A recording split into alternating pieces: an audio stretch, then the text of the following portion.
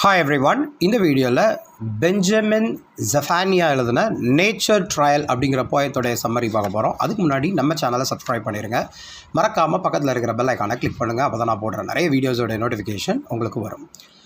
Benjamin ஒபாடியா Iqbal ஜெஃபானியா இதுதான் இவருடைய full name. இவர் வந்து 15 ஏப்ரல் 1958 பிறந்த பிரிட்டிஷ் ரைட்டர், டப் போயட் அப்படின்னு சொல்கிறாங்க. இந்த டப் போயட் அப்படிங்கிறது போயட்ரியில் ஒரு பேட்டர்னுங்க. அதாவது போயமில் பர்ஃபார்மன்ஸ் ஓரியன்ட் போயத்தை வந்து டப் போயட்ரின்னு சொல்லுவாங்க. அதாவது இந்த பர்ஃபார்மன்ஸ் போயட்ரி வந்து ஜமைக்காவில் தான் ஃபஸ்ட்டு கொண்டு வந்தாங்க. ஸோ இதில் வந்து டப் மியூசிக் அப்படின்னு ஒரு கான்செப்ட் உண்டு. இது வந்து ஒரு ஸ்டைல் ஆஃப் மியூசிக் பை நம்ம ஜமைக்கன் பீப்புள். ஸோ அது வந்து 1960s இருந்தது. ஸோ அப்புறம் அதை பேஸாக வச்சு தான் டப் போயட்ரி அப்படிங்கிற ஒரு கான்செப்டும் வந்தது.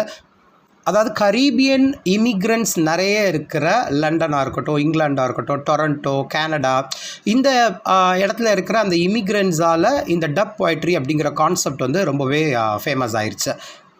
சரி, வாங்க இந்த போயத்துடைய சம்மரியை பார்த்துடலாம். மொத்தம் இந்த போயத்தில் வந்து 4 ஸ்டான்ஸாக இருக்குங்க.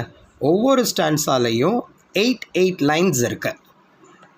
நேச்சர் ட்ரையல் நல்ல ஒரு டாபிக். அந்த போயத்தோடைய டைட்டில் பார்த்திங்கனாலே இந்த போயத்தில் வந்து நேச்சருடைய இம்பார்ட்டன்ஸ் சொல்கிறது தான் இந்த போயத்தோடைய கான்செப்டே. ஆமாம், நேச்சருடைய இம்பார்ட்டன்ஸ் சொல்ல போகிறாங்க. அப்புறம் நேச்சருடைய அந்த சைன், ட்ரையல் அப்படிங்கிற வேர்டு வந்து எதை மீன் பண்ணுது அப்படின்னா ஒரு சைன் மாதிரி. ஏதோ ஒரு விஷயத்தை வந்து ஒரு சொல்ல நினைக்கிது. ஃப்யூச்சரில் நடக்க இருக்கிற விஷயமா இருக்கலாம், அல்லது அந்த ஒரு சிம்பாலிக்காக ஏதோ சொல்ல நினைக்கிறாங்க. அதாவது நேச்சருடைய இம்பார்ட்டன்ஸை தான் சொல்ல போகிறாங்க.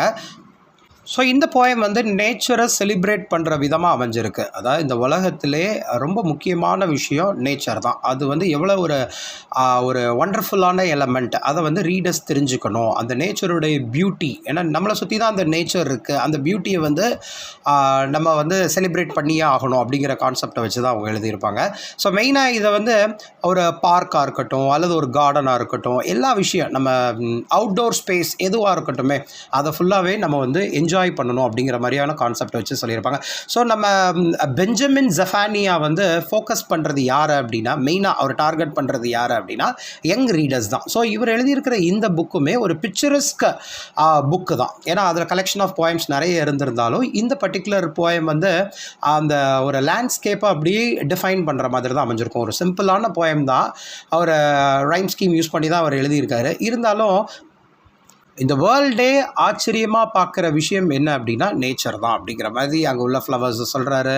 அப்புறம் நம்மளை வந்து நேச்சர் வந்து இவ்வளோ பிரமிப்பான விஷயம் கொண்டது அப்படிங்கிறத ஆச்சரியப்படுற மாதிரி சொல்ல நினைக்கிறாரு. நம்மளே ஆச்சரியப்படுவோம் இல்லையா, இவ்வளோ அனிமல்ஸ் இருக்குது, இவ்வளோ சின்ன சின்ன பூச்சிகளாக இருக்கட்டுமே, எவ்வளோ அது வந்து இந்த உலகத்தை எவ்வளோ பிரைட்டாகவும் ரொம்ப அட்ராக்டிவாகவும் ஒரு பியூட்டிஃபுல் பெயிண்டிங் மாதிரி கொண்டு வருது அப்படிங்கிற மாதிரி சொல்கிறாரு. அதில் இருக்கிற ஃபாக்ஸாக இருக்கட்டும், ஸ்குரெல்லாக இருக்கட்டும், பேர்ட்ஸாக இருக்கட்டும், இந்த மாதிரி நிறைய விஷயங்கள் இந்த கார்டனில் வந்து அந்த பிளேஸே ஒரு லைவ்லியான பிளேஸ் ஆக்குது அப்படிங்கிறத சொல்ல நினைக்கிறாரு.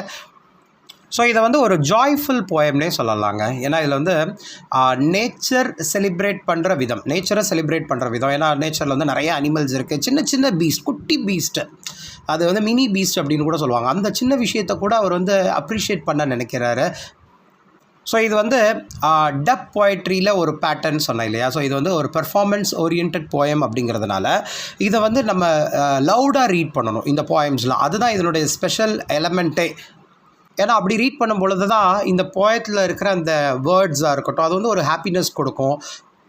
ஸோ இவருடைய ஃபஸ்ட்டு புக்கு, அந்த போயட்ரி புக்கு சில்ட்ரனுக்காக எழுதப்பட்டது தான், டாக்கிங் டர்க்கி அப்படிங்கிற மாதிரி. ஸோ இது மாதிரி அவருடைய ரைட்டிங்ஸ் எல்லாமே குட்டீஸை அட்ராக்ட் பண்ணுற மாதிரி தான் அவர் எழுதியிருப்பார். ஸோ இந்த போயம் கூட நேச்சர் ட்ரையல் அப்படிங்கிற இந்த போயமும் அதே பேட்டர்னில் தான் இருக்குது. வாங்க அதனுடைய சம்மரியை பார்த்துடலாம். ஸோ ஃபஸ்ட்டு பிகின் பண்ணும் பொழுதே கார்டனை தான் சொல்கிறாரு. என்னுடைய கார்டன் பார்த்தீங்க அப்படின்னா அதில் இருக்கிற எல்லா பிளேஸஸுமே அங்கே இருக்கிற ஒரு ஹெட்ஜ் ஹாக் அப்படின்னு சொல்கிறாரு. ஹெட்ஜ் ஹாக் அப்படிங்கிறது முள்ளமன்றி மாதிரி, முள்ளமன்றியில் ஒரு டைப்பு. அந்த ஹெட்ஜ் ஹாகாக இருக்கட்டும், ஃப்ராகாக இருக்கட்டும், ஏன்னா இந்த போயம் ஃபுல்லாகவே அந்த கார்டனில் அவர் பார்த்து அப்சர்வ் பண்ணுற விஷயம் என்னென்ன அப்படிங்கிற சொல்கிறார். குட்டி குட்டி அனிமல்ஸாக இருக்கட்டும், குட்டி குட்டி இன்செக்ட்ஸாக இருக்கட்டும், அல்லது க்ரீப்பி க்ராலர்ஸ் அப்படின்னு சொல்கிறாரு. ஸோ இந்த க்ரீப்பி க்ராலி அப்படின்னா சின்ன சின்ன இன்செக்ட், ஸ்பைடராக இருக்கலாம் அல்லது ஒரு புழுவாக இருக்கலாம், சரி தானே, ஒரு சின்ன சின்ன பூச்சிகள் அப்படின்னு சொல்லுவோம் இல்லையா, அதை தான் குட்டி இன்செக்ட்ஸை தான் க்ரீப்பி க்ராலர்ஸ். இந்த மாதிரி நிறைய கார்டன் ஃபுல்லாக இருக்குது.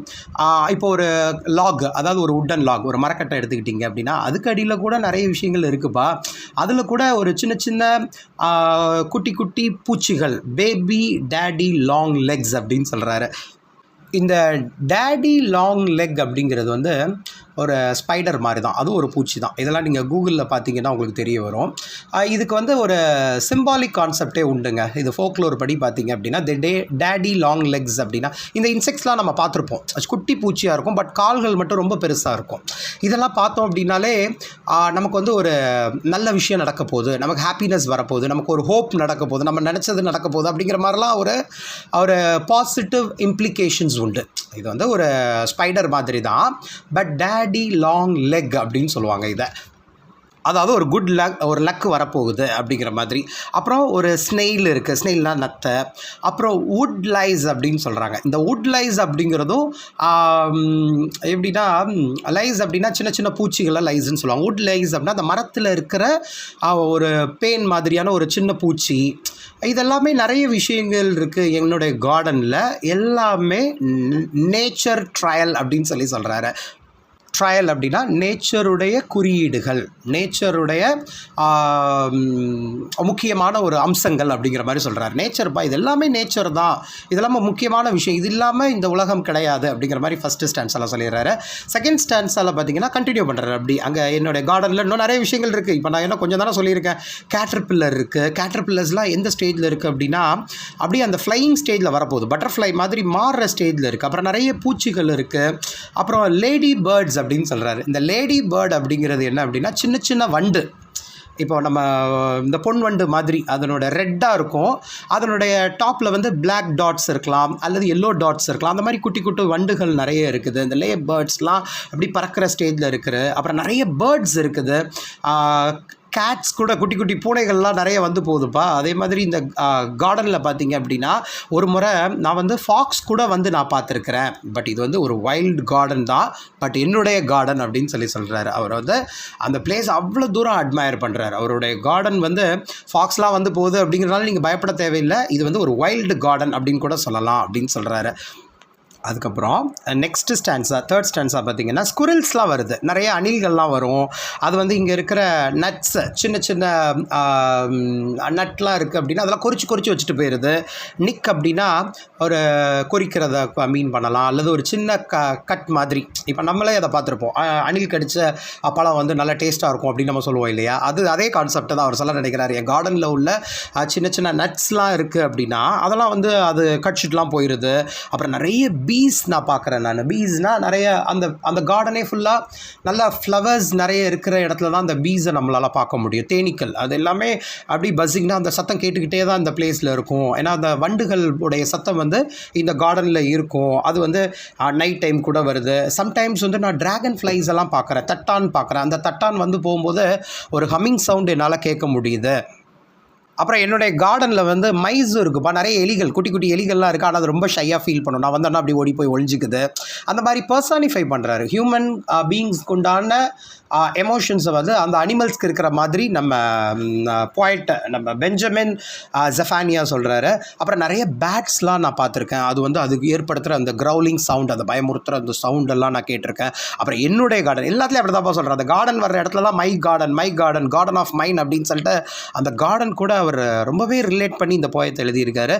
அந்த கார்டனில் நான் ஒரு முறை ஒரு வைஸ் ஓல்டு அவுல் நான் பார்த்துருக்கேன். அவுல்னா ஆந்தை. அதை வந்து ரொம்ப வருஷத்துக்கு முன்னாடி நான் நிறைய வருஷம் பார்த்துருக்கேன். நான் அது ரொம்ப ஓல்டான ஆந்தை, அதெல்லாம் நான் பார்த்துருக்கேன். அது வந்து ரொம்ப ப்ரில்லியண்ட்டான ஆந்தை அப்படின்னு சொல்லிட்டு அந்த ஆந்தைக்கு வந்து ஒரு ஹியூமன் எபிலிட்டி மாதிரி, அது வந்து ரொம்ப ஒரு ப்ரில்லியண்ட்டான ஆந்தை, அதை நான் பார்த்துருக்கேன் அப்படின்னு சொல்கிறாரு. ஸோ இப்போ இந்த போயத்தோடைய ஃபைனல் ஸ்டான்ஸாக பார்த்தீங்க அப்படின்னா என்னுடைய கார்டன் வந்து ஒரு லைவ்லி பிளேஸ் அப்படின்னு சொல்கிறாரு. இவ்வளோ சின்ன சின்ன இன்செக்ட்ஸ் லைக் க்ரீப்பி க்ராலிஸ் இருந்தாலும் நிறைய பேர்ட்ஸ், நிறைய அனிமல்ஸ், நிறைய கேட்ஸ், அவுல், கூலு இந்த மாதிரி எது பேட் நிறைய விஷயங்கள் வந்து போனாலும் ரொம்ப லைவ்லியாக இருக்கிற பிளேஸ் என்னுடைய கார்டன் தான் அப்படின்னு சொல்கிறாரு. ஏன்னா ஏதாவது ஒரு விஷயம் இந்த இடத்துல நடந்துக்கிட்டே தான் இருக்குது.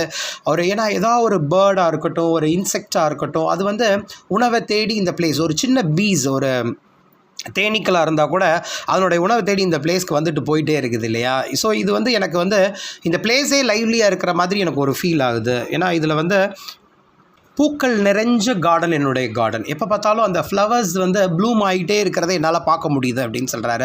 ஸோ அந்த போயத்தோடைய கன்க்ளூடிங் பார்ட் பார்த்தீங்க அப்படின்னா ரீடர்ஸ்க்கு ஒரு மெசேஜ் சொல்கிற மாதிரி அமைச்சிருப்பார். நீங்களும் இந்த மாதிரி ஏதாவது கார்டன் இருந்தது அல்லது வச்சுருந்தீங்க அப்படின்னா நீங்கள் தனியாக இருக்கிற மாதிரி ஃபீல் பண்ண மாட்டீங்க. இதுதான் அவர் சொல்ல நினைக்கிற கான்செப்ட். அப்போது ஹியூமன் பீயிங், மேன்கைண்டோடைய லைஃப் நேச்சர் கூட கனெக்ட் பண்ணி லைஃப்பை லீட் பண்ணணுங்கிறது அவருடைய பாயிண்ட்டு. நீங்கள் அந்த மாதிரி மேன்கைண்டு தான் உங்களுக்கு ப்ராப்ளமேட்டிக்காக இருக்குன்னு நீங்கள் நினச்சிருந்தாலும் இந்த உலகத்தை பாருங்கள். உலகத்தில் இருக்கிற மித்த அனிமல்ஸ், சின்ன சின்ன இன்செக்ட்ஸாக இருக்கட்டும், அந்த விஷயத்தை கூட நீங்கள் கூர்ந்து கவனிச்சிங்க அப்படின்னா நீங்கள் லோன்லியாக இல்லை. இந்த வேர்ல்டில் உங்கள் கூட அஃபெக்ஷனேட்டாக இருக்கிறதுக்கு நிறைய இன்செக்ட்ஸ், சின்ன சின்ன பூச்சிகள், பேர்ட்ஸ் இதெல்லாம் இருக்குது அப்படிங்கிற மாதிரி நீங்கள் உணர்வீங்க அப்படின்னு சொல்கிறாரு. I believe we all deserve அப்படின்னு சொல்கிறாரு. ஸோ இந்த மாதிரி விஷயங்கள் தான் நம்ம மேன்கைண்டுக்கு தேவை. அப்போ நம்ம நினச்சிட்டோம் அப்படின்னா நேச்சர் எவ்வளோ தூரம் இம்பார்ட்டன்ட் நமக்கு அப்படிங்கிறத நம்ம புரிஞ்சுக்குவோம். A garden of our own. So ஒவ்வொருத்தரும் இந்த மாதிரியான கார்டன் இந்த மாதிரியான கார்டன் அப்படின்னா கார்டன் க்ரியேட் பண்ணணும்னு அவசியம் இல்லை. The whole world, the whole யூனிவர்ஸே ஒரு கார்டன் மாதிரி தான். அது நிறைய நேச்சுரல் திங்ஸை நமக்கு கொடுக்குது. அதை அட்லீஸ்ட் ப்ரிசர்வ் பண்ணுங்கிற மாதிரி ஒரு பாசிட்டிவ் எண்டிங்கை பெஞ்சமின் ஜெஃபானியா ரீடர்ஸ்க்கு கொடுக்க நினைக்கிறார். ரொம்ப இன்ட்ரெஸ்டிங்கான போயம். ஏன்னா இது சில்ட்ரன் அவங்களுக்கு உண்டான ஒரு போயம் தான் சொல்லிட்டேன். சில்ட்ரனுக்கு ஒரு மெசேஜ் கொடுக்கறது எல்லாருக்குமே ஒரு மெசேஜ் சொல்கிற மாதிரி தான். ஏன்னா சில்ட்ரனுக்கு தான் இந்த மெசேஜ் போய் சேரணும்னு அவசியம் கிடையாது. எல்லாருக்குமே இது தெரிஞ்சிக்க வேண்டிய ஒரு விஷயம்.